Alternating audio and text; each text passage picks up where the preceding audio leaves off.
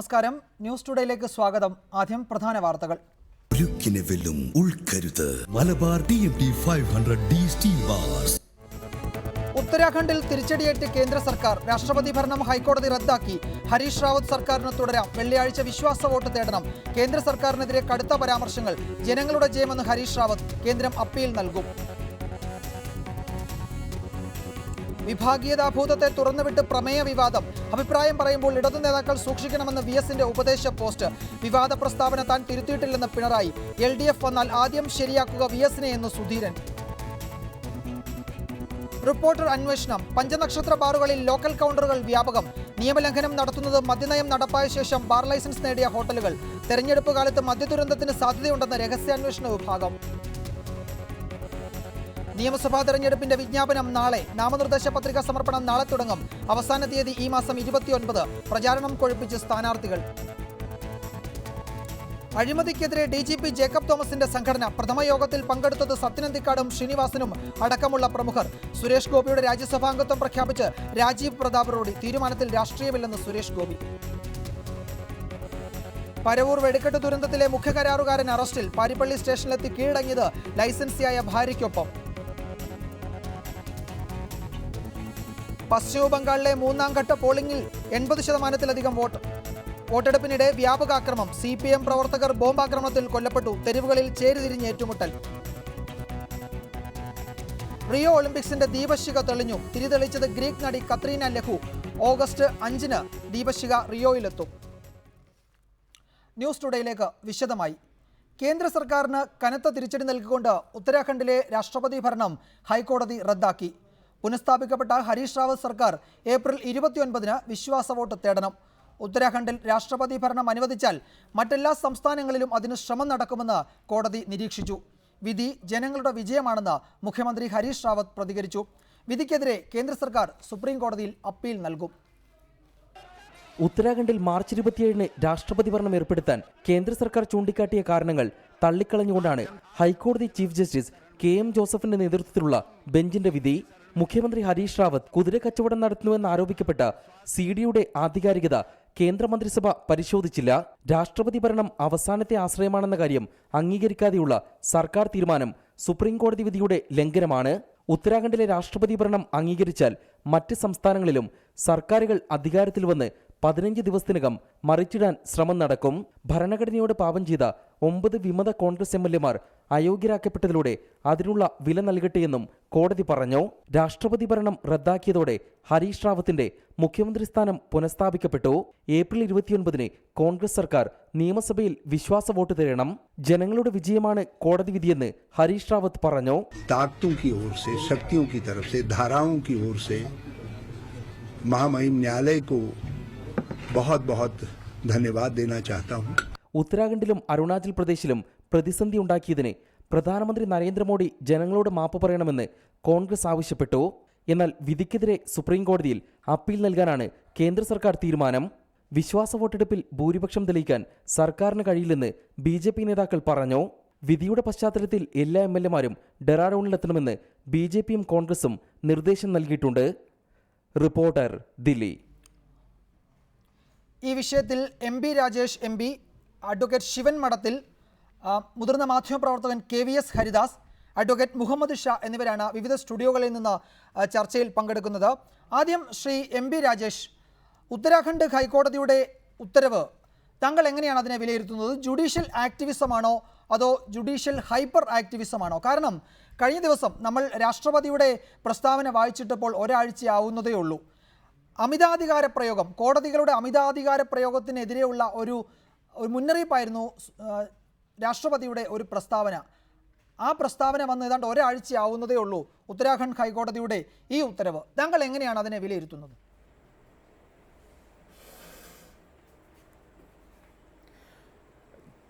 കേന്ദ്ര സർക്കാർ മോഡിയുടെ നേതൃത്വത്തിൽ, നരേന്ദ്രമോദിയുടെ നേതൃത്വത്തിൽ ഇപ്പോൾ പ്രകടിപ്പിച്ചുകൊണ്ടിരിക്കുന്ന അമിതാധികാര പ്രവണതയ്ക്കെതിരായ ഭരണഘടനയുടെ അന്തസത്ത ഉയർത്തിപ്പിടിച്ചിട്ടുള്ള നടപടിയാണ് ഇന്ന് ഉത്തരാഖണ്ഡ് ഹൈക്കോടതിയുടെ ഭാഗത്തുനിന്നുണ്ടായിട്ടുള്ളത്. ഇത് കോടതിയുടെ അമിതാധികാര പ്രവണതയായിട്ട് വിലയിരുത്താനാവില്ല. ഇവിടെ കാണുന്നത് കേന്ദ്ര സർക്കാരിൻ്റെ അമിതാധികാര മനോഭാവമാണ്. നേരത്തെ അരുണാചൽ പ്രദേശിൽ ചെയ്തു, ഇപ്പോൾ ഇവിടെ ഉത്തരാഖണ്ഡിൽ ചെയ്തിരിക്കുന്നു. അപ്പോൾ ആ അമിതാധികാര പ്രവണതയുടെ മുഖത്തേറ്റ പ്രഹരമാണ് കോടതിയുടെ വിധി. മാത്രമല്ല കോടതി കടുത്ത പരാമർശങ്ങൾ തന്നെ നടത്തിയിട്ടുണ്ട്. SR ബൊമ്മ കേസിലെ തത്വങ്ങൾ, ഭരണഘടനയുടെ 356 വകുപ്പ് ഉപയോഗിക്കുന്നതിനുള്ള തത്വങ്ങൾ ലംഘിച്ചുകൊണ്ടാണല്ലോ ഇവിടെ നരേന്ദ്രമോദി ഗവൺമെൻറ് ഈ ഹരീഷ് റാവത്ത് ഗവൺമെൻറ്റിനെ പിരിച്ചുവിട്ടിട്ടുള്ളത്. അതിനെ സംബന്ധിച്ച് കോടതി വളരെ കടുത്ത പരാമർശങ്ങൾ നടത്തിയിട്ടുണ്ടായി. കോടതി ഗവൺമെൻറ്റിൻ്റെ നടപടി വേദനയുളവാക്കുന്നതാണ് എന്നും എങ്ങനെയാണ് ഗവൺമെൻറ്റിന് ഇങ്ങനെ പെരുമാറാൻ കഴിയുന്നത് എന്നുമെല്ലാം കോടതി ചോദിക്കുകയുണ്ടായി. മാത്രമല്ല ഇന്ന് റദ്ദാക്കാനുള്ള പ്രധാനപ്പെട്ട കാരണം ഹരീഷ് റാവത്തിൻ്റെ അഭിഭാഷകൻ പറഞ്ഞു ഈ 356 റിവോക്ക് ചെയ്യാനുള്ള, പ്രസിഡൻസ് റൂൾ റിവോക്ക് ചെയ്യാനുള്ള സാധ്യതയുണ്ട് എന്ന് ഹരീഷ് റാവത്തിൻ്റെ അഭിഭാഷകൻ കോടതിയിൽ പറയുകയുണ്ടായി. ആ സാഹചര്യത്തിലാണ് അടിയന്തരമായിട്ട് ഇന്ന് തന്നെ ഇത് റദ്ദാക്കിക്കൊണ്ടുള്ള ഉത്തരവ് വേണം എന്ന് പറഞ്ഞു. അപ്പോൾ കോടതി ഗവൺമെൻറ്റിൻ്റെ അഭിഭാഷകനോട് ചോദിച്ചു, ഗവൺമെൻറ് ഇക്കാര്യത്തിൽ എന്ത് നടപടി സ്വീകരിക്കുമെന്ന് ചോദിച്ചപ്പോൾ നിശബ്ദത പാലിച്ചു. ആ നിശബ്ദത എന്തിൻ്റെ സന്ദേശമാണ് എന്ന് കോടതിക്ക് മനസ്സിലായി. അങ്ങനെയാണ് ഇന്ന് തന്നെ കോടതി പ്രസിഡൻസ് റൂൾ റദ്ദാക്കിക്കൊണ്ടുള്ള, രാഷ്ട്രപതി ഭരണം റദ്ദാക്കിക്കൊണ്ടുള്ള ഉത്തരവ് പുറപ്പെടുവിക്കുന്നത്. അപ്പോൾ ഇത് ഭരണഘടനയുടെ അന്തസ്സത്ത ലക്കും ലഗാനുമില്ലാതെ വിവേചനരഹിതമായി തങ്ങളുടെ രാഷ്ട്രീയ താല്പര്യം സംരക്ഷിക്കാൻ വേണ്ടി മാത്രം നഗ്നമായി ഭരണഘടനാ വകുപ്പിനെ ദുരുപയോഗപ്പെടുത്തിയ ഒരു അമിതാധികാര പ്രയോഗത്തിനെതിരായ ഭരണഘടനയുടെ അന്തസ്സത്വം ഉയർത്തിപ്പിടിച്ചുകൊണ്ടുള്ള ശരിയായിട്ടുള്ള വിധിയാണ് ഇന്ന് കോടതി പുറപ്പെടുവിച്ചിട്ടുള്ളത്. ശ്രീ KVS ഹരിദാസ്, നമുക്കറിയാം കേന്ദ്ര സർക്കാരിനെ സംബന്ധിച്ചിടത്തോളം ഇതൊരു കനത്ത തിരിച്ചടി തന്നെയാണ്. കാരണം കോടതിയുടെ നിരീക്ഷണങ്ങൾ ആ നിലയ്ക്ക് വന്നിട്ടുള്ളതാണ്. ജനാധിപത്യ രീതിയിൽ തിരഞ്ഞെടുക്കപ്പെട്ട സർക്കാരുകളെ ഭരണഘടനാപരമായ ചില അവകാശങ്ങൾ ഉപയോഗിച്ച് കേന്ദ്ര സർക്കാർ പിരിച്ചുവിടുന്നു. ഇത് അരുണാചൽ പ്രദേശിൽ വിജയകരമായി നടപ്പാക്കിയെങ്കിൽ ഉത്തരാഖണ്ഡിൽ വരുമ്പോഴേക്കും അത് പൊളിഞ്ഞു. ഉത്തരാഖണ്ഡിലൂടെ അത് വിജയിച്ചിരുന്നുവെങ്കിൽ നാളെ ഹിമാചൽ പ്രദേശിലും അത് വരുമായിരുന്നു. കേന്ദ്ര സർക്കാർ ഈ നിലയിലാണോ കോൺഗ്രസ് രഹിത ഇന്ത്യ സൃഷ്ടിക്കാൻ പോകുന്നതെന്ന സംശയം നമുക്ക് എല്ലാവർക്കും ഉണ്ടാകുന്നത് ഈ കോടതി വിധിയോടുകൂടിയാണ്. എങ്ങനെ പ്രതികരിക്കുന്നു? അല്ല വിജയകുമാർ, കോടതി വിധി എതിരാകുന്നു എന്ന് പറയുമ്പോൾ ഗവൺമെൻറ്റിനെ സംബന്ധിച്ചിടത്തോളം അതൊരു വിഷമമുണ്ടാക്കുന്ന കാര്യമാണ്, അതിൽ സംശയമില്ല. പക്ഷേ ഈ ഒരു പ്രശ്നം ഇവിടെ അവസാനിക്കുന്നില്ല എന്നത് നമ്മൾ മനസ്സിലാക്കണം. ഗവൺമെൻറ് അപ്പീൽ പോകാൻ തീരുമാനിച്ചിട്ടുണ്ട്. പിന്നെ വിജയകുമാർ ആദ്യമേ സൂചിപ്പിച്ചതുപോലെ തന്നെ ഈ ഉത്തരാഖണ്ഡ് ഹൈക്കോടതിയുടെ ഡിവിഷൻ ബെഞ്ചിൻ്റെ ഉത്തരവ് അതൊരു സൂപ്പർ ജുഡീഷ്യൽ ആക്ടിവിസമാണോ അല്ലെങ്കിൽ അതിനപ്പുറത്ത് എന്തെങ്കിലും ആണോ എന്ന് പോലും സംശയിക്കേണ്ടിയിരിക്കുന്നു ആ വിധിന്യായത്തിലെ പല പരാമർശങ്ങളും സൂചിപ്പിച്ചാൽ. കാരണം ഒരു പൊളിറ്റിക്കൽ സ്റ്റേറ്റ്മെൻറ്റ് പോലെ പലപ്പോഴും അത് തോന്നാൻ ഇടയാകുന്നുണ്ട്. അപ്പോൾ തീർച്ചയായിട്ടും ആ ഒരു വിധിന്യായത്തിനെതിരായിട്ടുള്ള ഒരു അപ്പീലിനുള്ള സ്കോപ്പ് ഉണ്ട് എന്ന് തന്നെയാണ് ഞങ്ങളൊക്കെ മനസ്സിലാക്കുന്നത്. ഗവൺമെൻറ് അതിനെക്കുറിച്ച് ചിന്തിക്കുന്നുണ്ട് ഗൗരവത്തിൽ. ഇവിടെ ഒരു പ്രധാനപ്പെട്ട പ്രശ്നം നമ്മൾ കാണേണ്ടത് ഇത് BJPയോ കേന്ദ്ര സർക്കാരോ ഉണ്ടാക്കിയ പ്രശ്നമല്ല. കോൺഗ്രസ്സിനകത്തുണ്ടായ ആഭ്യന്തര കലാപത്തിൻ്റെ ഒരു പ്രതിഫലനമാണ് നമ്മൾ കണ്ടത്. വളരെ വ്യക്തമായിട്ട് ശ്രീ രാജേഷ് ഉണ്ട്, MP രാജേഷ് നമ്മുടെ സുഹൃത്താണ്. രാജേഷ് ഒരു കാര്യം മനസ്സിലാക്കണം, ഒരു മണി ബില്ല് നിയമസഭയിലോ പാർലമെൻറ്റിലോ വോട്ടിന് ഇടണമെന്ന് ആവശ്യപ്പെട്ടാൽ, അത് ഒരാൾ ആവശ്യപ്പെട്ടാൽ പോലും ഡിവിഷൻ വേണമെന്ന് ആവശ്യപ്പെട്ടാൽ പോലും ആ ഡിവിഷൻ നടത്താനുള്ള, ഡിവിഷൻ ഓർഡർ ചെയ്യാനുള്ള ഉത്തരവാദിത്വം സ്പീക്കർക്കുണ്ട്, അല്ലെങ്കിൽ സഭാധ്യക്ഷനുണ്ട്. ഇവിടെ കഴിഞ്ഞ മാസം മാർച്ച് 18 ഉത്തരാഖണ്ഡ് അസംബ്ലിയിൽ ബഡ്ജറ്റ് വോട്ടിനിടുന്നത്. ആ സമയത്ത് അന്ന് 68 അംഗങ്ങളാണ് സഭയിൽ ഹാജരുണ്ടായിരുന്നത്. ആ 68 പേരിൽ 37 പേരോ 38 പേരോ ഡിവിഷൻ വേണമെന്ന് ആവശ്യപ്പെട്ടു. അത് റെക്കോർഡ് സഭാരേഖകളിലുണ്ട്. അത് അനുവദിക്കാതെയാണ് സ്പീക്കർ ബഡ്ജറ്റ് പാസ്സായതായിട്ട് പ്രഖ്യാപിച്ചത്. അപ്പോൾ യഥാർത്ഥത്തിൽ ആ മാർച്ച് 18 ഈ ഗവൺമെൻറ് നിയമസഭയിൽ ഭൂരിപക്ഷമില്ലാത്ത നിലയിൽ എത്തിക്കഴിഞ്ഞിരുന്നു. മണി ബില്ല് തോറ്റുകഴിഞ്ഞാൽ, മണി ബില്ല് പരാജയപ്പെട്ട് കഴിഞ്ഞാൽ ആ ഗവൺമെൻറ്റിന് അധികാരത്തിൽ തുടരാൻ അവകാശമില്ല എന്നുള്ളത് ഏവർക്കും അറിയാവുന്ന കാര്യമാണ്. അപ്പോൾ അന്ന് പരാജയപ്പെട്ട ഒരു ഗവൺമെൻറ്റാണ്. പിന്നീട് അവർ അധികാരത്തിൽ നിന്നുകൊണ്ട് കോൺഗ്രസ്സിലെ തന്നെയുള്ള മറ്റ് അംഗങ്ങളെ ഡിസ്ക്വാളിഫൈ ചെയ്തിട്ട് ഭൂരിപക്ഷം ഉണ്ടാക്കാനുള്ള ശ്രമങ്ങളാണ് നടത്തിയത്. അപ്പോൾ ആദ്യം തന്നെ അവിടുത്തെ ഗവർണർ ആവശ്യപ്പെട്ടതാണ് സഭയിൽ വിശ്വാസ വോട്ട് തേടാൻ. സഭയിൽ വിശ്വാസ വോട്ട് തേടാൻ ആവശ്യപ്പെട്ടതിൻ്റെ പിറ്റേന്നാണ് ഈ MLA മാരെ ഡിസ്ക്വാളിഫൈ ചെയ്യാനായിട്ട് സ്പീക്കർ തയ്യാറായത്. അപ്പോൾ അത്തരം ചില രാഷ്ട്രീയ സംഭവവികാസങ്ങൾ ഉണ്ടായതുകൊണ്ടാണ് അവിടെ രാഷ്ട്രപതി ഭരണം ഏർപ്പെടുത്തേണ്ടി വന്നത് എന്ന വസ്തുത നമുക്ക് കാണാതെ പോയിക്കൂടാ. ഏതായാലും അത് കോടതിയുടെ മുമ്പിലെത്തി ഇനിയിപ്പോൾ ഏതായാലും സുപ്രീം കോടതിയിലേക്ക് കൂടെ പോകുന്ന ഒരു സ്ഥിതി ഉണ്ടാവുകയാണ്. നമുക്ക് കാത്തിരുന്ന് കാണാം. ശ്രീ രാജേഷ്, ഇവിടെ നമുക്ക് ഇന്ന് കോടതിയുടെ ഉത്തരവിലെ ചില നിരീക്ഷണങ്ങൾ, ഉത്തരാഖണ്ഡിലെ രാഷ്ട്രപതി ഭരണം അത് ശരിവെച്ചാൽ ഇത് മറ്റ് സംസ്ഥാനങ്ങളിലേക്ക് വ്യാപിച്ചേക്കാം എന്നൊരാശങ്ക കോടതി പ്രകടിപ്പിക്കുന്നു. മറ്റൊന്ന് ഗവർണറുടെ റിപ്പോർട്ടിൻ്റെ അടിസ്ഥാനത്തിലാണല്ലോ കേന്ദ്ര മന്ത്രിസഭയും ഈ തീരുമാനത്തിലേക്ക് എത്തുന്നത്. അതൊരു വിഷയം. മറ്റൊന്ന് ഈ CD ഹരീഷ് റാവത്ത് MLA-മാർക്ക് കോഴ വാഗ്ദാനം ചെയ്യുന്ന ദൃശ്യങ്ങളും ശബ്ദവും അടങ്ങിയ CD അതിൻ്റെ ആധികാരികത കേന്ദ്ര മന്ത്രിസഭ കേന്ദ്ര സർക്കാർ പരിശോധിച്ചില്ല. ഈ നിരീക്ഷണങ്ങളാണ് കോടതി നടത്തുന്നത്. ഇതൊക്കെ ഹൈക്കോടതി ചെയ്തിട്ടുണ്ടോ? ഈ CD-യുടെ ആധികാരികത ഹൈക്കോടതി പരിശോധിച്ചിട്ടുണ്ടോ? ഗവർണർ ഏത് സാഹചര്യത്തിലാണ് ഇത്തരമൊരു റിപ്പോർട്ട് നൽകിയതെന്ന് ഹൈക്കോടതി പരിശോധിച്ചിട്ടുണ്ടോ? അല്ലെങ്കിൽ ഈ നിയമസഭയിൽ ബജറ്റ് അവതരണവുമായി ബന്ധപ്പെട്ട് സംസ്ഥാന സർക്കാരിന് ഭൂരിപക്ഷമില്ലാത്ത അവസ്ഥ ഉണ്ടായ കാര്യം കണക്കിലെടുക്കേണ്ടേ?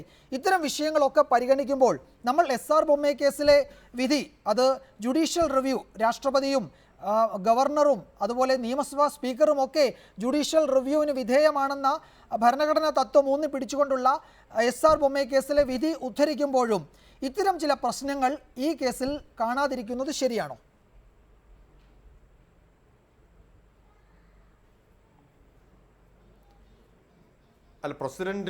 കൗൺസിൽ ഓഫ് മിനിസ്റ്റേഴ്സ് മന്ത്രിസഭ പ്രസിഡന്റിന് കൊടുക്കുന്ന ശുപാർശയും പ്രസിഡന്റിന്റെ നടപടിയും ജുഡീഷ്യൽ റിവ്യൂവിന് വിധേയമാണ് എന്ന് SR ബൊമ്മെ കേസിൽ തന്നെ കോടതി പറഞ്ഞിട്ടുണ്ട്. ഏത് സാഹചര്യത്തിൽ? 3 സാഹചര്യങ്ങളിൽ. ഒന്ന്, ഈ പ്രസിഡന്റിന്റെ പ്രൊക്ലമേഷന് ആധാരമായിട്ട് എന്തെങ്കിലും വസ്തുതയോ രേഖയോ ഉണ്ടെങ്കിൽ അത് എത്രത്തോളം പ്രസക്തമാണ്. മൂന്നാമത്തേത്, ഇവിടെ അധികാരത്തിൻ്റെ ദുർവിനിയോഗം നടന്നിട്ടുണ്ടോ. ഈ 3 കാര്യങ്ങൾ തീർച്ചയായിട്ടും പരിശോധിക്കാവുന്നതാണ് എന്നാണ് കോടതി വിധി. ഇത് അതിൻ്റെ അടിസ്ഥാനത്തിലാണ് ഇവിടെ കേന്ദ്ര സർക്കാർ അധികാര ദുർവിനിയോഗം നടത്തിയെന്നും പിന്നെ ഇത്തരമൊരു ശുപാർശ പുറപ്പെടുവിക്കാൻ പ്രസിഡന്റിന് ശുപാർശ കൊടുക്കാൻ ആധികാരികമായിട്ടുള്ള അതിൻ്റെ രേഖകളുടെ പ്രസക്തിയും ആധികാരികതയും തന്നെ കോടതി സംശയിക്കുന്നത് കൊണ്ടാണ് ഇത്തരമൊരു വിധി കോടതിയിൽ നിന്ന് ഉണ്ടായിട്ടുള്ളത്. അഡ്വക്കേറ്റ് മുഹമ്മദ് ഷാ, ഇപ്പോൾ നമ്മൾ SR ബൊമ്മെ കേസിലടക്കം പിന്നീടുണ്ടായ പല സംഭവങ്ങളും, കല്യാൺ സിംഗിൻ്റെ മന്ത്രിസഭയെ UP-യിൽ പിരിച്ചുവിട്ടപ്പോഴൊക്കെ ചൂണ്ടിക്കാട്ടിയ സുപ്രീം കോടതിയുടെയും ഹൈക്കോടതികളുടെയും ഒക്കെ ഉത്തരവ്, അതായത് മന്ത്രിസഭയുടെ ഭൂരിപക്ഷം, സർക്കാരിൻ്റെ ഭൂരിപക്ഷം തെളിയിക്കേണ്ടത് നിയമസഭയിലാണ്. അതിൽ തർക്കമൊന്നുമില്ല. പക്ഷേ അങ്ങനെ നിയമസഭയിൽ ഭൂരിപക്ഷം തെളിയിക്കേണ്ടുന്ന തരത്തിലേക്ക് സാഹചര്യങ്ങൾ ഉണ്ടാകാതെ വരുമ്പോൾ ഗവർണർക്ക് മറ്റു വഴികൾ തേടേണ്ടി വരിക എന്നത് സ്വാഭാവികമാണല്ലോ.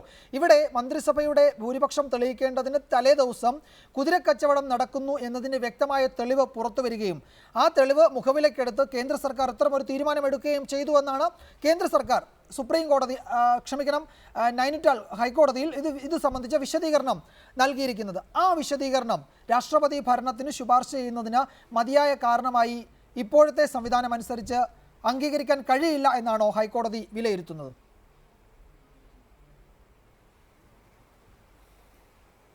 ഇതിനകത്ത് വിജയകുമാർ, ഏറ്റവും പ്രധാനപ്പെട്ട ഒരു കാര്യം, ഈ 356 ഇൻവോക്ക് ചെയ്യേണ്ട സാഹചര്യങ്ങൾ ഏറ്റവും സ്പാരിംഗ്ലി ആയിട്ട് യൂസ് ചെയ്യേണ്ട ഒരു പ്രൊവിഷനാണ് 356.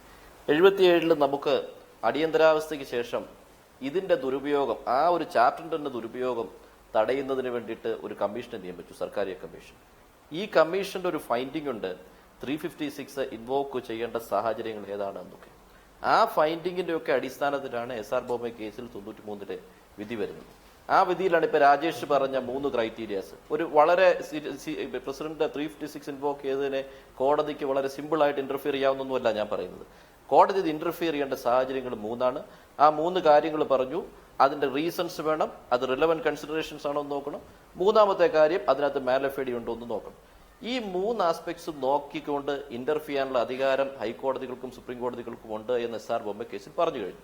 ഇനി ബൂട്ടാ സിംഗിന്റെ കേസിൽ 2006 സുപ്രീം കോടതി ഇന്റർഫിയർ ചെയ്ത് കഴിഞ്ഞു. അപ്പൊ ഹൈക്കോടതികൾ ഇനിയും ഇത് നോക്കാതെ ഇരുന്നാൽ 356 ദുരുപയോഗം ചെയ്തുകൊണ്ടേയിരിക്കും. ഫ്ലോറിൽ എന്താണ് സംഭവിക്കുന്നതെന്ന് വാച്ച് ചെയ്യാനുള്ള ധൈര്യം അന്ന് സെൻട്രൽ ഗവൺമെന്റ് ഉണ്ടായിരുന്നില്ല. ഇമ്മീഡിയറ്റ് ആയിട്ട് ഗവർണർ റിപ്പോർട്ട് മേടിക്കുന്നു, അടിയന്തരമായിട്ട് 356 ഇൻവോക്ക് ചെയ്യുന്നു. ഇതിനൊരു പർപ്പസ്. ഇപ്പോൾ അപ്പീലിന് പോകാൻ പോകുന്നു എന്ന് സെൻട്രൽ ഗവൺമെന്റ് പറയുമ്പോൾ അതിനകത്താണ് ഏറ്റവും വലിയ അപകടത ഞാൻ കാണുന്നത്. അതായത് ഒരു കോടതി റെക്കോർഡ്സ് എല്ലാം പരിശോധിച്ചിട്ട് പറഞ്ഞു തൽക്കാലം ആ ഗവൺമെന്റ് തുടരട്ടെ, അവർ ഫ്ലോറിൽ തെളിയിക്കട്ടെ എന്ന് പറഞ്ഞപ്പോൾ അതിന്റെ റിസൾട്ട് ഒന്ന് വാച്ച് ചെയ്യാൻ സെൻട്രൽ ഗവൺമെന്റ് തയ്യാറല്ല. അവിടെയാണ് ആ മാലഫേഡി ആക്ഷൻ ആണ് എന്ന് കോടതിയുടെ കണ്ടെത്തൽ ശരിയാണ് എന്ന് തോന്നുന്നത്. പിന്നെ ഈ ബെഞ്ച് നമ്മുടെ ഹൈക്കോടതിയിൽ പോയ ജഡ്ജിയാണ് അവിടുത്തെ ചീഫ് ജസ്റ്റിസ് ആയിട്ടിരിക്കുന്നത്. ഭരണഘടനയിൽ ഒരു ചെറിയ അണുവിടെ പോലും വ്യത്യാസം, ഭരണഘടനയ്ക്കൊരു അപാകത സംഭവിക്കുന്ന ഒരാക്ഷനും ഉണ്ടാകുന്നതിനെ താല്പര്യപ്പെടാത്ത ഒരു കോടതിയാണത്. ആ കോടതി എല്ലാ കാലത്തും അങ്ങനെയായിരുന്നു. ഭരണഘടനയെ ബാധിക്കുന്ന ഏത് ഇഷ്യൂ വന്നാലും ഇന്റർഫിയർ ചെയ്യപ്പെടും. അത് 356 വന്നപ്പോൾ വളരെ സീരിയസ് ആണ്. ആ ഇന്റർഫിറൻസിനെ സെൻട്രൽ ഗവൺമെന്റ് റീതിങ്ക് ചെയ്യണം. ഞങ്ങൾ ഇനി അങ്ങനെ കാണിക്കാൻ പാടുണ്ടോ എന്ന് പരിശോധിക്കേണ്ട സമയമായി. അതുകൊണ്ട് തന്നെ ഭരിച്ചുകൊള്ളൂ, പക്ഷേ ഭരണഘടന അവിടെ നിൽക്കട്ടെ എന്ന് അവർ കരുതണം. ശ്രീ KVS ഹരിദാസ്, ഇപ്പോൾ അഡ്വക്കേറ്റ് ഷാ ചൂണ്ടിക്കാട്ടിയതുപോലെ ഇപ്പോൾ അടിയന്തരമായി കേന്ദ്ര സർക്കാർ അപ്പീൽ നൽകാൻ തീരുമാനിക്കുന്നു. നാളെ തന്നെ സുപ്രീം കോടതിയെ സമീപിച്ചേക്കും. ഒന്ന്, സ്വാഭാവികമായും ഇതിനു പിന്നിലെ രാഷ്ട്രീയം. കേന്ദ്ര സർക്കാർ ഇക്കാര്യത്തിൽ വ്യക്തമായ രാഷ്ട്രീയ നിലപാട് സ്വീകരിച്ചിരുന്നു. അതുകൊണ്ടാണ് അരുണാചൽ പ്രദേശ്, ഉത്തരാഖണ്ഡ്, അടുത്തത് ഹിമാചൽ പ്രദേശ് എന്ന് BJP നേതൃത്വം പരസ്യമായി പറഞ്ഞില്ലെങ്കിലും രഹസ്യമായി അങ്ങനെ സൂചിപ്പിക്കുന്നത്. ഇതിനു പിന്നിലെ രാഷ്ട്രീയത്തെ കോടതി കണക്കിലെടുക്കേണ്ടിയിരുന്നില്ല എന്നാണോ BJP നേതൃത്വം പറയുന്നത്? അല്ല അരുണാചൽ പ്രദേശിൽ എന്താ സംഭവിച്ചത്? കോൺഗ്രസിനകത്തെ MLA-മാർ പാർട്ടി വിട്ട് പുറത്തേക്ക് വരിക ചെയ്തത്, ഭൂരിപക്ഷം MLA-മാർ. അത് തന്നെയാണ് ഉത്തരാഖണ്ഡിലും സംഭവിച്ചത്. ഇത്തരം പൊളിറ്റിക്കൽ ഡെവലപ്മെൻറ്റ്സ് എല്ലാ രാഷ്ട്രീയ കക്ഷികളിലും ഉണ്ടാവാറില്ലേ? അപ്പോൾ കേന്ദ്രം ഭരിക്കുന്ന പാർട്ടി ആയതുകൊണ്ട് അത് കണ്ടില്ലെന്ന് നടിക്കണോ? അവിടെ പ്രത്യേകിച്ച് അരുണാചലിന് ഒരു സെക്യൂരിറ്റി ആംഗിളിൽ ദേശീയ തലത്തിൽ തന്നെ ഒരു പ്രാധാന്യമുള്ള സ്റ്റേറ്റാണ്, ചൈനീസ് ബോർഡറാണ്. അത്തരം ഒരു സംസ്ഥാനത്ത് സുസ്ഥിരമായ ഭരണം ഉണ്ടാവേണ്ടത് ഈ രാജ്യത്തിൻ്റെയും കൂടി ആവശ്യമല്ലേ? അപ്പോൾ അങ്ങനെ ഒരു രാഷ്ട്രീയ അനിശ്ചിതാവസ്ഥ അവിടെ നിലനിൽക്കാൻ പാടില്ല എന്നാണ് അവിടുത്തെ ഗവർണറും കേന്ദ്ര സർക്കാരും രാഷ്ട്രപതിയും തീരുമാനിച്ചത്. അതിനപ്പുറത്തേക്കൊന്നും അവിടെ സംഭവിച്ചിട്ടില്ല. ഈ ഉത്തരാഖണ്ഡിൽ സംഭവിച്ചത് അത് തന്നെ. കോൺഗ്രസിനകത്ത് MLA-മാരാണ് പടലപടക്കങ്ങളിലൂടെ ഈ ഗവൺമെൻറ്റിനെതിരായിട്ട് വോട്ട് ചെയ്തത്. അപ്പോൾ അങ്ങനെ ഒരു ഗവൺമെൻറ് താഴെ പോകുമ്പോൾ അതിന് ഭൂരിപക്ഷമില്ലാത്തൊരു സ്ഥിതി വരുമ്പോൾ അത് കണക്കിലെടുക്കേണ്ട ഉത്തരവാദിത്വം ഗവർണർക്കുണ്ട്, കേന്ദ്ര ഗവൺമെൻറ്റിനുണ്ട്, രാഷ്ട്രപതിക്കുണ്ട്. അത് തന്നെയാണ് ചെയ്തത്. ഇപ്പോൾ ഈ പ്രണബ് മുഖർജിയെ പോലെ ഒരു സ്റ്റേറ്റ്സ്മാൻ ആയിട്ടുള്ള രാഷ്ട്രപതിയാണ് നമുക്കുള്ളത്. അദ്ദേഹം എന്തെങ്കിലും ഒരു കുറിമാനം കൊണ്ട് രാഷ്ട്രപതി ഭവനിലേക്ക് കേന്ദ്ര സർക്കാർ ചെന്നാൽ അത് അംഗീകരിക്കുമെന്ന് കരുതാനായിരിക്കുമോ? കാരണം അതിന് തൊട്ട് മുമ്പാണ് ഉത്തരാഖണ്ഡ് നിയമസഭയിലെ ഭൂരിപക്ഷം MLA-മാർ രാഷ്ട്രപതിയെ പോയി കാണുകയും ഈ ഗവൺമെൻറ്റിന് ഭൂരിപക്ഷം ഇല്ല എന്ന് ബോധ്യപ്പെടുത്തുകയും ചെയ്തത്. അതൊക്കെ നമുക്ക് കാണാതെ പോകാൻ പറ്റുമോ? അപ്പോൾ ഇവിടുത്തെ യഥാർത്ഥ പ്രശ്നം കോൺഗ്രസിനകത്തെ ആഭ്യന്തര പ്രശ്നങ്ങളാണ് ഇതിന് മുഴുവൻ വഴിവെച്ചത്. അങ്ങനെ ഉണ്ടായ ഒരു രാഷ്ട്രീയ അനിശ്ചിതത്വം നിലനിൽക്കുന്ന സമയത്ത് കേന്ദ്ര ഗവൺമെൻറ്റിന് സ്വീകരിക്കേണ്ടതായ നടപടികളുണ്ട്. അത് മാത്രമാണ് കേന്ദ്രം സ്വീകരിച്ചത്. ആ നിയമസഭ അവിടെ പിരിച്ചുവിട്ടിട്ടില്ല, സസ്പെൻഡ് ചെയ്ത് നിലനിർത്തുകയാണ് ചെയ്തത്. അതിനും ഞാൻ നേരത്തെ സൂചിപ്പിച്ചതുപോലെ ആ ഗവൺമെൻറ്റിന് സഭയിൽ വിശ്വാസ വോട്ട് തേടാൻ ഗവർണർ കൊടുത്ത ഒരു സമയപരിധിയുണ്ട്. അതിനുള്ളിൽ അവർ ചെയ്തില്ലെന്ന് മാത്രമല്ല, അതിനകത്ത് തന്നെ ഗവൺമെൻറ്റിനെ എതിർക്കുന്ന MLA-മാരെ ഡിസ്ക്വാളിഫൈ ചെയ്യാൻ ശ്രമിക്കുകയും ചെയ്തു, അല്ലെങ്കിൽ ഡിസ്ക്വാളിഫൈ ചെയ്യുകയും ചെയ്തു. അപ്പോൾ അത്തരം ഒരു സാഹചര്യത്തിൽ കേന്ദ്ര ഗവൺമെൻറ്റിന് നോക്കി നിൽക്കാൻ പറ്റുമോ എന്നുള്ളതാണ് പ്രശ്നം. അത് മാത്രമാണ് കേന്ദ്രം ചെയ്തത്.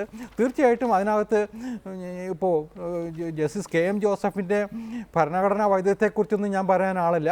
പക്ഷേ അദ്ദേഹത്തിൻ്റെ ഈ വിധിന്യായത്തിൽ നമുക്ക് സൂക്ഷ്മമായിട്ട് നിരീക്ഷിച്ചാൽ കാണാൻ കഴിയും, പലതും രാഷ്ട്രീയമായിട്ട് തോന്നുന്ന സ്റ്റേറ്റ്മെൻറ്റ് തന്നെയാണ്. അത്തരം വിധിന്യായങ്ങൾ വിമർശിക്കപ്പെടേണ്ടത് തന്നെയാണ്.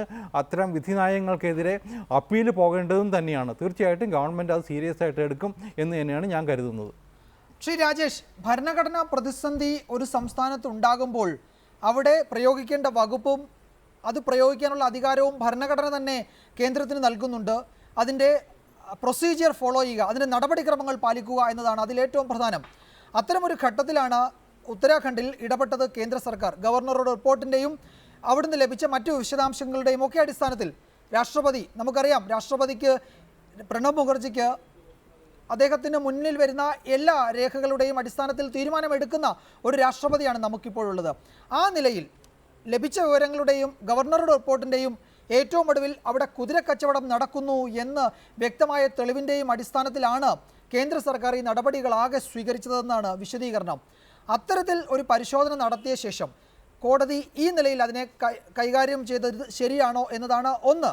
മറ്റൊന്ന്, ഞാൻ നേരത്തെ ചോദിച്ചത് അതുതന്നെയായിരുന്നു, ഈ തെളിവുകൾ കോടതി അപഗ്രഥിച്ചിട്ടുണ്ടോ? ഗവർണറുടെ റിപ്പോർട്ടിൽ പറയുന്ന കാര്യങ്ങൾ, ഈ CD, ഹരീഷ് റാവത്തിൻ്റെ CD വളരെ പ്രധാനപ്പെട്ട ഒരു ഘടകം തന്നെയാണല്ലോ. കേന്ദ്ര സർക്കാർ കോടതിയിൽ ചൂണ്ടിക്കാട്ടിയ ഏറ്റവും പ്രധാനപ്പെട്ട തെളിവുകളിൽ ഒന്നാണത്. അതിൻ്റെ ആധികാരികത ഈ കോടതി പരിശോധിച്ചിട്ടുണ്ടോ? അപ്പോൾ കേന്ദ്ര സർക്കാരിനെ വിമർശിക്കുമ്പോൾ ആ വിമർശനത്തിന് മറികടക്കാൻ കോടതി എന്ത് മുൻകരുതൽ സ്വീകരിച്ചു എന്ന് തിരിച്ച് നമുക്ക് ചോദിക്കേണ്ടി വരില്ലേ?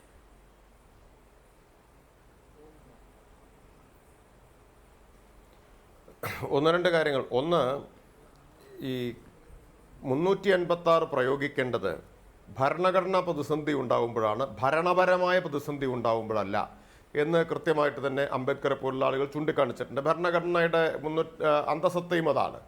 ഒരു അഡ്മിനിസ്ട്രേറ്റീവായിട്ടുള്ള ക്രൈസിസ് ഉണ്ടാകുമ്പോഴെല്ലാം പ്രയോഗിക്കാനുള്ള വകുപ്പല്ല ഇത്. ഭരണഘടന ബ്രേക്ക് ഡൗൺ ഉണ്ടാകുമ്പോൾ, കോൺസ്റ്റിറ്റ്യൂഷണൽ ബ്രേക്ക് ഡൗൺ ഉണ്ടാകുമ്പോഴാണ് ഇത് പ്രയോഗിക്കേണ്ടത്. അപ്പോൾ അങ്ങനെയല്ല ഇപ്പോൾ പ്രയോഗിച്ചു കൊണ്ടിരിക്കുന്നത്. ഏതാണ്ട് 121 തവണ. കോൺഗ്രസും ഇതിൽ മോശമായിരുന്നില്ല, ഇത് പ്രയോഗിക്കുന്നതിൽ കോൺഗ്രസ് ഒട്ടും മോശമായിരുന്നില്ല. ഇപ്പോൾ കോൺഗ്രസ് വലിയ വായിൽ നിലവിളിക്കുമ്പോൾ അവരാണ് ഇത് ഏറ്റവും കൂടുതൽ ദുരുപയോഗിച്ചിട്ടുള്ളത് എന്ന വസ്തുത ഞാൻ കാണാതിരിക്കുന്നില്ല. ഇപ്പോൾ BJP അത് തന്നെ പ്രയോഗിക്കുന്നു, കോൺഗ്രസിന് അതേ പാതയിൽ BJP സഞ്ചരിക്കുന്നു. അപ്പോൾ ഒന്ന്, ക്രൈസിസ് ഉണ്ടാക്കുക, അതാണ് ഇപ്പോൾ നമ്മൾ കാണുന്നത്. BJP ഗവൺമെൻറ് ചെയ്യുന്നത് എന്താ?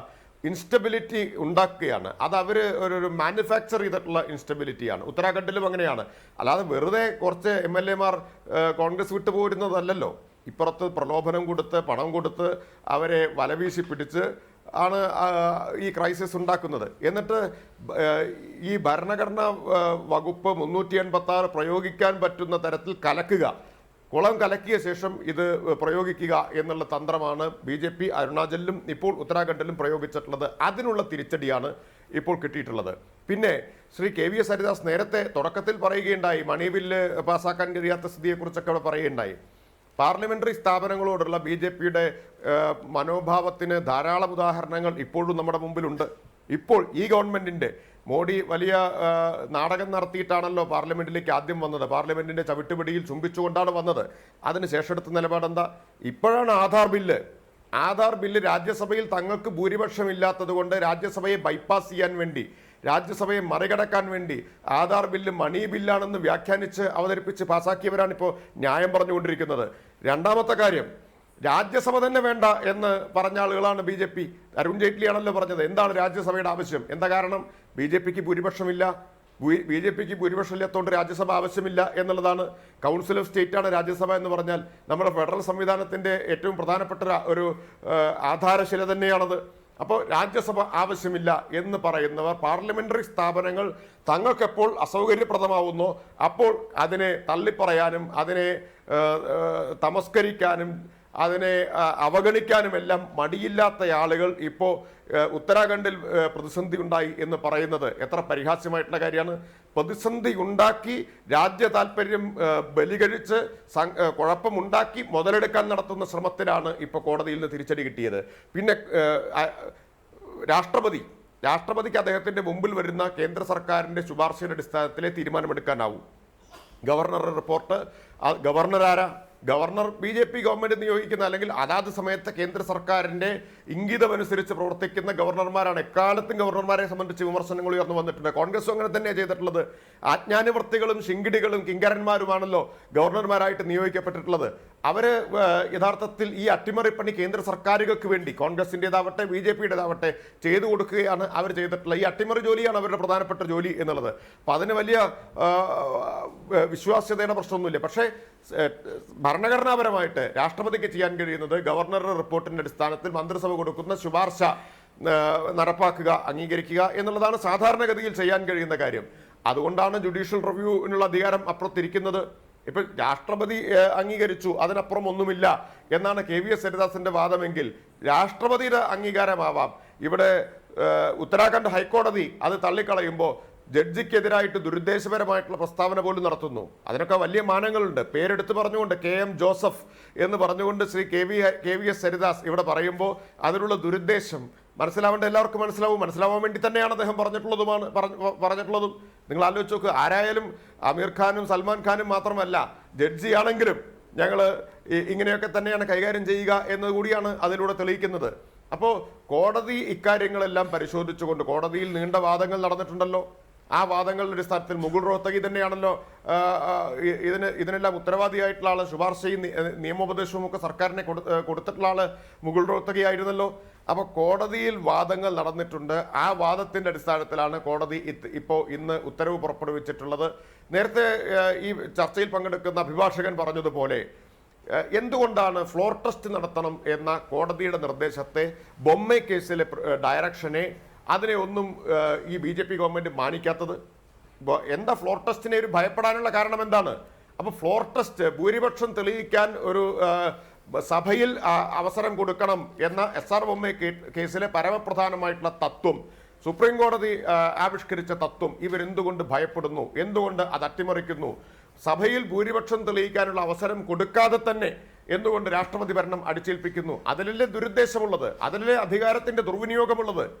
അതല്ലേ BJPയുടെ രാഷ്ട്രീയ ദുഷ്ടലാക്ക് എന്ന് പറയുന്നത്? താങ്കളിലേക്ക് വേഗത്തിൽ മടങ്ങി വരാം. ശ്രീ KVS ഹരിദാസ്, കോൺഗ്രസ് ഭരിക്കുന്ന സംസ്ഥാനങ്ങളിൽ രാഷ്ട്രീയ പ്രതിസന്ധി ഉണ്ടാക്കുക, ആ രാഷ്ട്രീയ പ്രതിസന്ധിയിൽ നിന്നും നേട്ടം കൊയ്യാൻ BJP ശ്രമിക്കുക, അത് കോടതിയിൽ പരാജയപ്പെട്ടു പോകുമ്പോൾ ഈ സംവിധാനത്തെ ആകെ വിമർശിക്കുക, അതിനുശേഷം ഈ രീതിയിൽ ജുഡീഷ്യറിയുടെ ഇടപെടൽ, അമിതാധികാര പ്രയോഗം എന്നൊക്കെയുള്ള ആക്ഷേപങ്ങൾ ആ വിഷയത്തിൽ ഉന്നയിക്കുക, ഇത്തരമൊരു സമീപനമാണോ ഈ വിഷയങ്ങളിൽ BJP പൊതുവെ സ്വീകരിക്കുന്നത്? ഈ യോജിക്കാത്ത അല്ലെങ്കിൽ കൂട്ടുകൂടാൻ വിസമ്മതിക്കുന്ന സംവിധാനങ്ങളെ ചീത്ത പറഞ്ഞു മാറ്റി നിർത്തുകയോ അതിനെ അങ്ങ് വിമർശിച്ചില്ലാതാക്കുകയോ ഒക്കെ ചെയ്യുകയാണോ ഇപ്പോഴത്തെ BJPയുടെ നേതൃത്വത്തിൻ്റെ ഒരു പൊതു സമീപനം? അല്ലെന്നിപ്പോൾ കോൺഗ്രസിനകത്തെ പ്രശ്നങ്ങൾ, ഇപ്പോൾ ഉത്തരാഖണ്ഡിലെ പ്രശ്നം തന്നെ. ഉത്തരാഖണ്ഡിൽ ആരായിരുന്നു മുഖ്യമന്ത്രി ഈ തെരഞ്ഞെടുപ്പ് കഴിഞ്ഞപ്പോൾ? അല്ല, രാജേഷ് പറഞ്ഞത് ചൂണ്ടിക്കാട്ടിയത് അത് BJP ഉണ്ടാക്കുന്ന പ്രശ്നമാണ്. BJP അതാണ്. അതേ വിജയകുമാറെ, കഴിഞ്ഞ 2 വർഷമായിട്ട് അവിടുത്തെ കോൺഗ്രസിനകത്തെ പഴയ മുഖ്യമന്ത്രി അദ്ദേഹത്തിൻ്റെ വിജയ് ബഹൂണിയുടെ നേതൃത്വത്തിലുള്ള 8, 9, 10 MLA-മാരുണ്ടായിരുന്നു. അവർ തുടർച്ചയായിട്ട് ഈ അവിടുത്തെ ഭരണത്തെക്കുറിച്ചുള്ള ആക്ഷേപങ്ങൾ ഉന്നയിക്കുകയാണ്. അദ്ദേഹത്തിൻ്റെ ഒരു പ്രസ്താവന ഞാൻ ഈ അടുത്ത ദിവസം വായിച്ചു.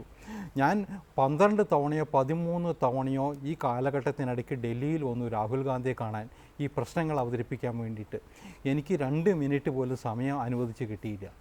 അപ്പോൾ ഞാൻ 8-10 MLA-മാരുമായിട്ട് ഒന്നിച്ച് നിൽക്കുന്ന ഒരു മുൻ മുഖ്യമന്ത്രി, അദ്ദേഹത്തിനെ ശരിക്കും പറഞ്ഞാൽ ഈ വിജയ് ബഹൂണിയെ മുഖ്യമന്ത്രിയാക്കിയത് ഇതേപോലെ തന്നെ ഡൽഹിയിൽ നിന്ന് രാഹുൽ ഗാന്ധി നേരിട്ട് അടിച്ചേൽപ്പിച്ചാണെന്ന്.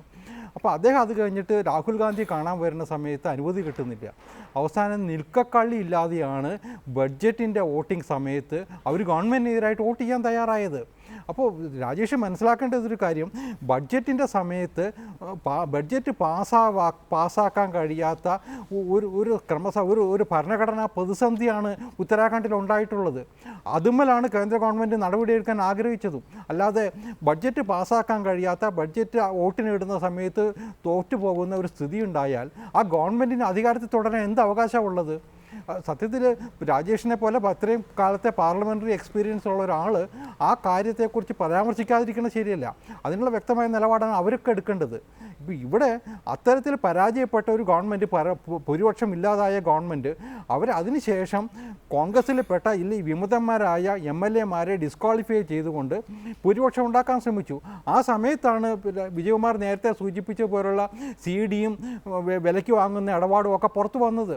അപ്പോൾ യഥാർത്ഥത്തിൽ ഇവിടെ ഒരു ഭരണഘടനാ പ്രതിസന്ധി ഉണ്ടായത് മാർച്ച് 18-നാണ്. അന്ന് ബഡ്ജറ്റ് പാസ്സായിട്ടില്ല.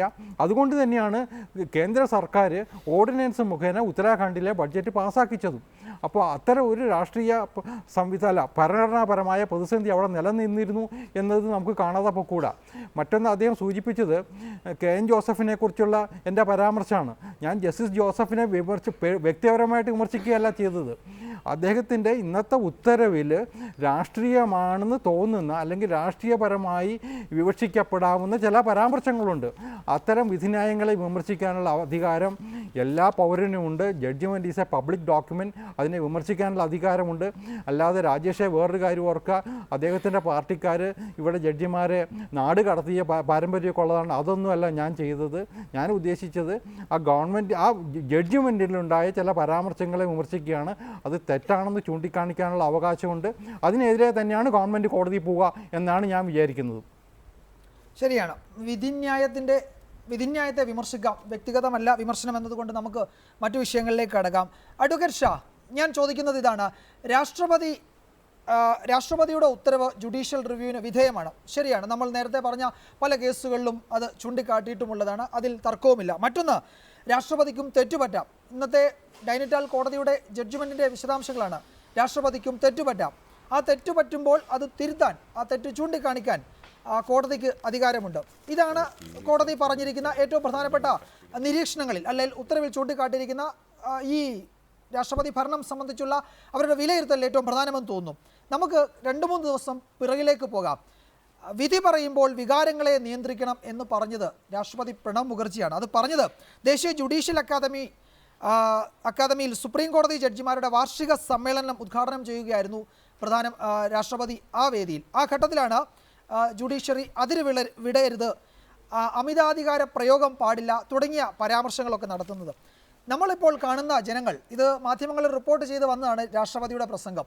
നമ്മൾ സാധാരണക്കാർ ഇത് കാണുമ്പോൾ എന്താണ് മനസ്സിലാക്കേണ്ടത്? ഭരണഘടനയുടെ 2 പ്രധാനപ്പെട്ട സംവിധാനങ്ങൾ അങ്ങോട്ടും ഇങ്ങോട്ടും ഈ അധികാര തർക്കം പറഞ്ഞ് വഴക്കുണ്ടാക്കുന്നു എന്നൊരു തോന്നൽ ആളുകളിൽ ഉണ്ടാക്കില്ലേ? ഈ രീതിയിലുള്ള പരാമർശങ്ങൾ, രാഷ്ട്രപതിക്ക് തെറ്റുപറ്റാം, അത് തിരുത്തേണ്ടത് ജുഡീഷ്യറിയാണ്, ഈ രീതിയിലൊക്കെ ഈ ഭരണഘടനാപരമായ ഈ പ്രശ്നം അതിൻ്റെ മെറിറ്റിലേക്ക് കടന്നുള്ള വിധിന്യായങ്ങളെ അംഗീകരിച്ചുകൊണ്ട് തന്നെയാണ് ഞാൻ ഈ ചോദ്യങ്ങൾ ഉന്നയിക്കുന്നത്.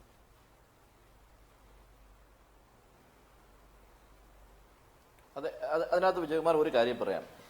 ഇതിനകത്ത് ഒരു ജുഡീഷ്യൽ ആക്ടിവിസത്തിന്റെ എവിടെയും ഇത് അവർ അതിർവരമ്പുകളൊന്നും കടന്നതായിട്ടൊന്നും പറയാൻ പറ്റില്ല. കാരണം കോടതികൾക്കും തെറ്റുപറ്റാം. കോടതിക്ക് തെറ്റുപറ്റിയാൽ അപ്പീൽ പോകാൻ പ്രൊവിഷനുണ്ട്. ഇപ്പൊ തന്നെ അവർ അപ്പീൽ പോകാൻ തീരുമാനിച്ചിരിക്കുക. രാഷ്ട്രപതിയുടെ തീരുമാനങ്ങൾ തെറ്റാണ് എന്ന വാദത്തോടു കൂടി ഒരാൾ വന്നാൽ രാഷ്ട്രപതിക്ക് തെറ്റുപറ്റില്ല, അതുകൊണ്ട് ഞങ്ങൾ കേൾക്കില്ല എന്ന് പറയാൻ പറ്റുമോ കോടതിക്ക്? കോടതി പറയുന്ന ആർക്കും തെറ്റുപറ്റാം, ആ തെറ്റുണ്ടോ എന്ന് ഞങ്ങൾ പരിശോധിക്കാമെന്നാണ് പറഞ്ഞത്. ഇപ്പോ ഹരിദാസ് സാർ പറഞ്ഞു ഒരു കാര്യം ഞാൻ കേൾക്കുക, രാഷ്ട്രീയമാണ് ഈ പറയുന്നത്. രാഷ്ട്രീയം എന്ന് വെച്ചാൽ ബഹുഗുണയ്ക്ക് രാഹുൽ ഗാന്ധിയെ കാണാൻ അവസരം കിട്ടിയിരുന്നെങ്കിൽ ഈ പ്രശ്നമൊന്നും ഉണ്ടാകുകയില്ലായിരുന്നു. ഇതാണോ ഭരണഘടനാ ബ്രേക്ക് ഡൗൺ എന്ന് പറയുന്നത്?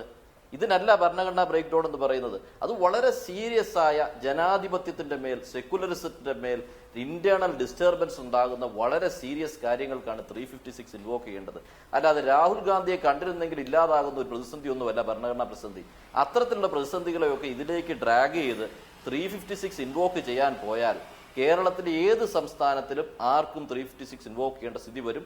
കോടതി പറഞ്ഞത് അത്തരം ദുരുപയോഗം തടയേണ്ടതുണ്ട് എന്ന് പറഞ്ഞതാണ് അതിന്റെ ശരി. ഇന്ന് കോടതി പറഞ്ഞതല്ല ഇത് 93-ൽ പറഞ്ഞു, 2006-ൽ പറഞ്ഞു, സർക്കാരിയ കമ്മീഷനെ വെക്കുമ്പോൾ മുതലേ ഇത് തന്നെ പറഞ്ഞുകൊണ്ടേയിരുന്നു. ഈ പറഞ്ഞതിനകത്തൊന്നും രാഷ്ട്രപതിയുടെ കഴിഞ്ഞ ദിവസത്തെ കമന്റുമായി ബന്ധമില്ല. രാഷ്ട്രപതി പറഞ്ഞ കമന്റ് വളരെ ഡിഫറന്റ് ആണ്.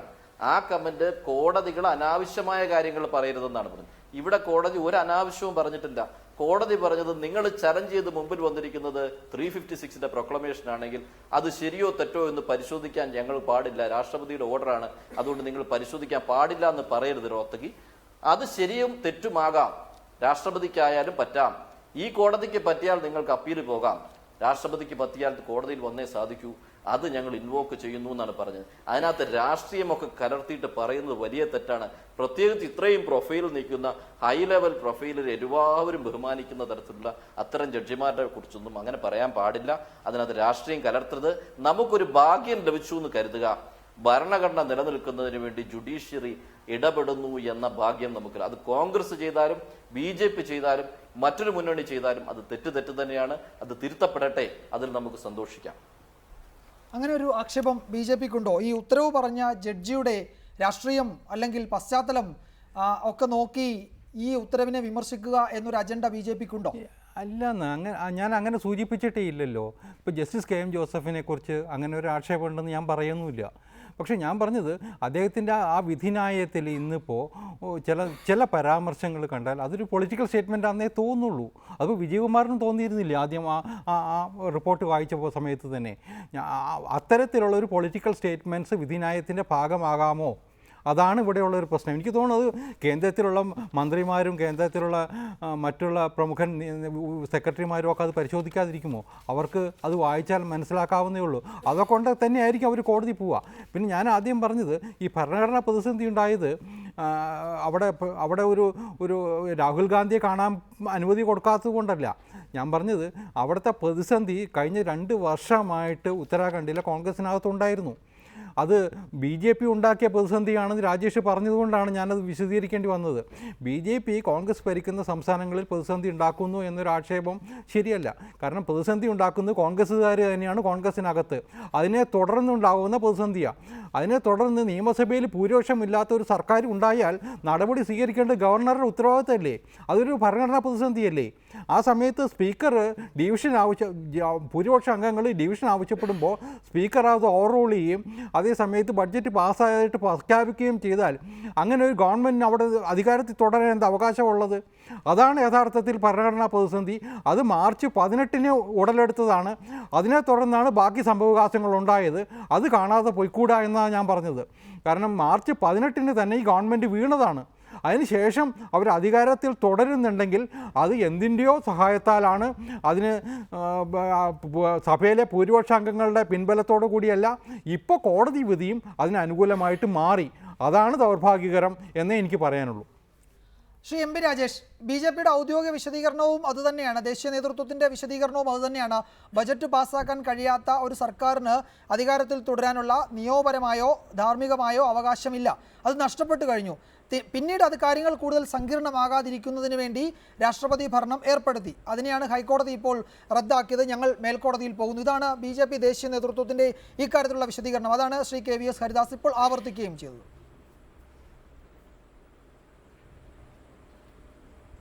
അല്ല, ഇത് പുതിയതല്ല. തുടർച്ചയായിട്ട് അവർ പറഞ്ഞുകൊണ്ടിരിക്കുന്ന ഒരു അടിസ്ഥാനരഹിതമായിട്ടുള്ള ആരോപണമാണ്. തങ്ങളുടെ അതിര് കടന്ന നടപടിയെ, അമിതാധികാര പ്രയോഗത്തെ ന്യായീകരിക്കാൻ വേണ്ടി നടത്തുന്നതാണ്.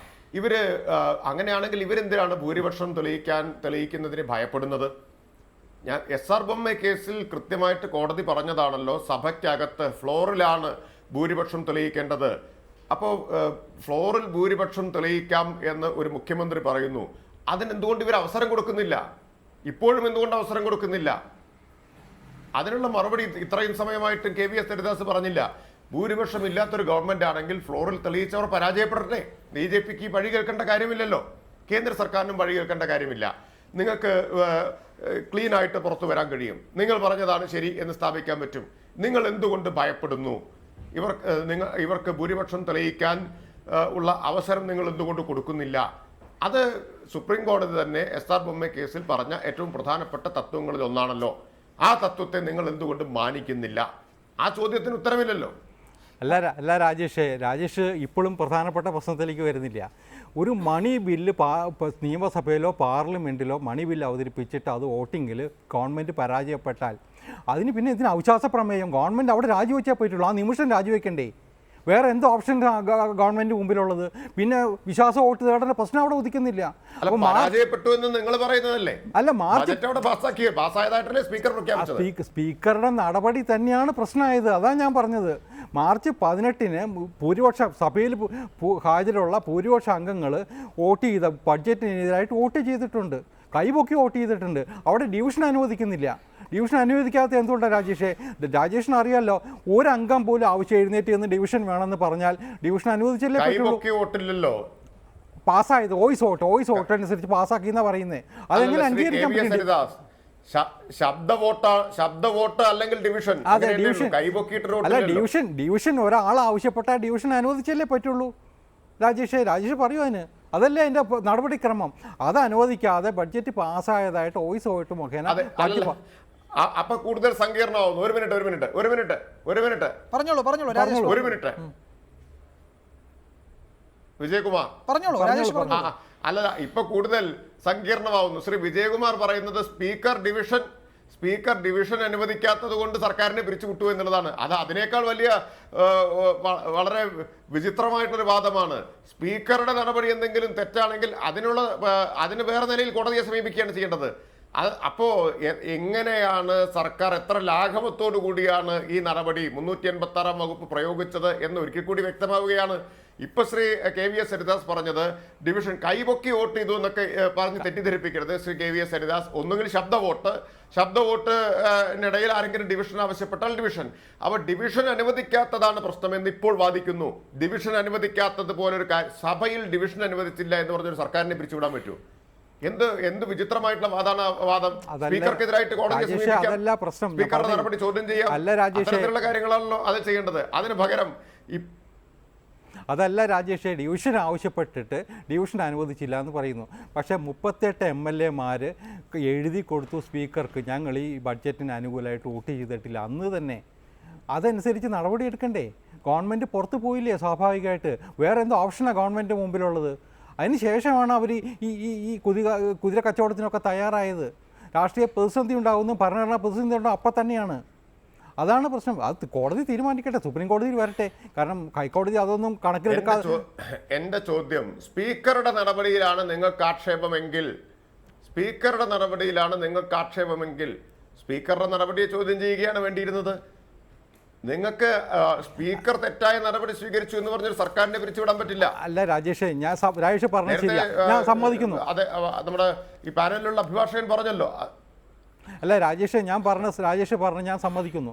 പക്ഷെ ഭൂരിപക്ഷ അംഗങ്ങൾ സഭയിൽ വോട്ട് ചെയ്തിട്ട്, ഗവൺമെൻറ്റിനെതിരായിട്ട് വോട്ട് ചെയ്തിട്ട് ആ ഗവൺമെൻറ് അധികാരത്തിൽ തുടരുന്നു എന്ന് സ്പീക്കർ പറഞ്ഞാൽ അത് അംഗീകരിക്കപ്പെടുമോ? ഏത് ലോകത്താ? മുഴുവൻ റെക്കോർഡുള്ളതല്ലേ, സഭാരേഖകൾ മുഴുവൻ റെക്കോർഡിലുള്ളതല്ലേ? ഇത് മുഴുവൻ എങ്ങനെയാ താങ്കൾ തന്നെ പറയുന്നു ഡിവിഷൻ ഉണ്ടായില്ല, പിന്നെ എങ്ങനെയാണ് ഭൂരിപക്ഷം വോട്ട് ചെയ്തു എന്ന് പറയാ? എഴുതി കൊടുത്തിട്ടുണ്ട് ഈ MLA-മാരെല്ലാവരും. ഡിവിഷൻ ഉണ്ടായില്ല എന്ന് താങ്കൾ തന്നെ പറയുന്നു. രാജേഷ്, അവിടെയാണ് ഭരണഘടനാ പ്രതിസന്ധി തുടങ്ങുന്നത്. അവിടെയാണ് ഗവർണർ ഇടപെടുന്നതും. റൂളിങ്ങിനെ ചോദ്യം ചെയ്യുകയാണ്. എവിടെ ദയവായി അതിഥികൾ തുടരുക. രാജേഷ്, ഞാൻ താങ്കളിലേക്ക് നടപടി തെറ്റാണ് എന്ന് വെക്കുക. പറഞ്ഞോളൂ രാജേഷ്, പൂർത്തിയാക്കാം. അല്ല, സ്പീക്കറുടെ നടപടി ഇനി വാദത്തിന് വേണ്ടി സ്പീക്കറുടെ നടപടിയെ തെറ്റാണെന്ന് തന്നെ കരുതുക. അത് 386 പ്രയോഗിക്കാനുള്ള നേരിട്ടുള്ള ന്യായവും കാരണവും ആവുന്നില്ല എന്നാണ് ഞാൻ പറഞ്ഞത്. അങ്ങനെ അദ്ദേഹത്തിന് പറയാൻ പറ്റുമോ?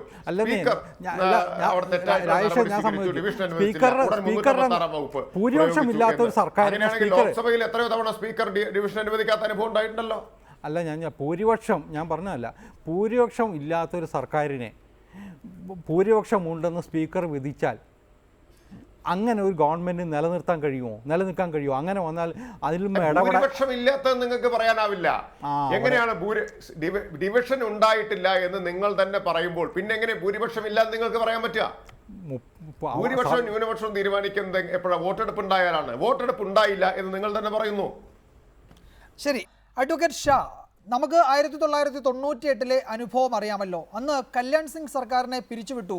ജഗദംബിക പാലിന്, ലോക് താന്ത്രിക് പാർട്ടിക്ക് എന്ന പേരിലൊരു പാർട്ടി ഉണ്ടാക്കി ജഗദംബിക പാലിന് സർക്കാർ ഉണ്ടാക്കാൻ അവസരം കൊടുത്തു. അന്ന് വാജ്പേയിയുടെ നേതൃത്വത്തിലായിരുന്നു BJP പ്രക്ഷോഭം നടത്തിയത്, കോൺഗ്രസിനെതിരെ പ്രക്ഷോഭം നടത്തിയത്. അതിൽ ഗവർണർ രമേശ് ഭണ്ഡാരിക്കെതിരായ ഉത്തരവ് കോടതിയിൽ നിന്ന് സമ്പാദിക്കുകയും ചെയ്തു.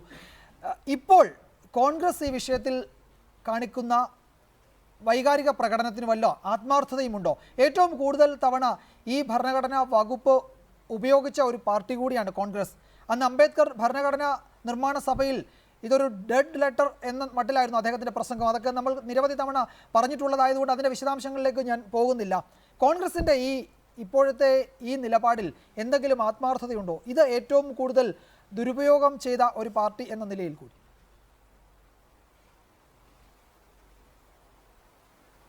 അല്ല, ഇതിനകത്ത് കോൺഗ്രസിന്റെ പൊളിറ്റിക്സിൽ കോൺഗ്രസ് ദുരുപയോഗം ചെയ്തു എന്നത് ഈ ചാപ്റ്റർ തന്നെ ദുരുപയോഗം ചെയ്തിട്ടുണ്ട് കോൺഗ്രസ്, ഇല്ലെന്ന് പറയാൻ പറ്റില്ല. അതിനെ ഒന്നും ന്യായീകരിക്കാൻ സാധിക്കില്ല.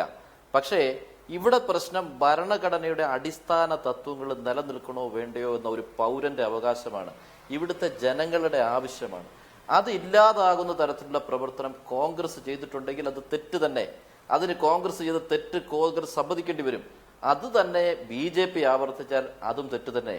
ഇവിടെ സംഭവിച്ചിരിക്കുന്നത് എന്താണെന്ന് ചോദിച്ചാൽ 356 എങ്ങനെ ഇൻവോക്ക് ചെയ്യണം? 356 ത്രഷോൾഡിനെടുത്ത് ഉപയോഗിക്കരുത്. എന്ത് കിട്ടിയാലും 356 ഉപയോഗിക്കരുത്. 356 ഉപയോഗിക്കണമെങ്കിൽ വേറൊരു വഴിയുമില്ല എന്ന് കണ്ടെത്തണം.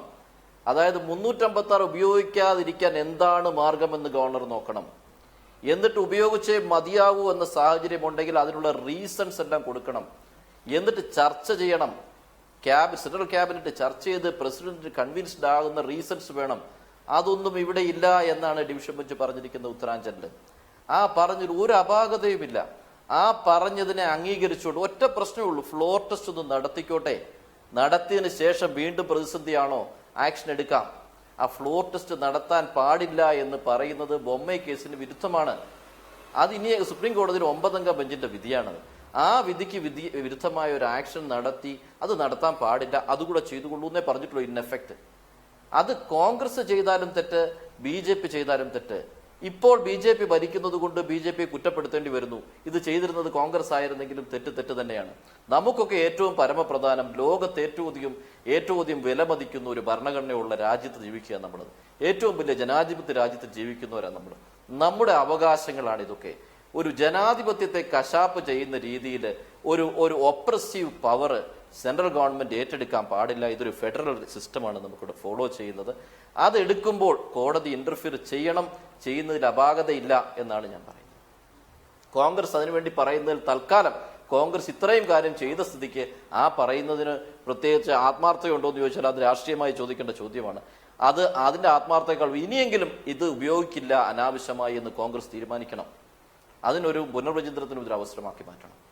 ഒരുപക്ഷെ ഇക്കാര്യത്തിൽ സുപ്രീം കോടതി അതിൻ്റെ അപ്പീൽ പരിഗണിച്ച് എടുക്കാൻ പോകുന്ന തീരുമാനം ആ നിലയ്ക്ക് കൂടി നിർണായകമാകും. ഒരുപക്ഷെ വരുന്ന ദിവസങ്ങളിലും ഈ തരത്തിലുള്ള ചർച്ചകൾ നമുക്ക് തുടരേണ്ടി വരും. ന്യൂസ് ടുഡേ അവസാനിക്കുന്നതിന് മുമ്പ് ഒരു ഇടവേള കൂടി വേണം. ഏതായാലും ഈ ചർച്ചയിൽ പങ്കെടുത്ത MP രാജേഷ്, അഡ്വക്കേറ്റ് ശിവൻ മഠത്തിൽ, അദ്ദേഹത്തെ നമ്മൾ ടെലിഫോൺ ലൈനിൽ പ്രതീക്ഷിച്ചിരുന്നു, കിട്ടിയില്ല. ശ്രീ KVS ഹരിദാസ്, അഡ്വക്കേറ്റ് മുഹമ്മദ് ഷാ, എല്ലാവർക്കും നന്ദി.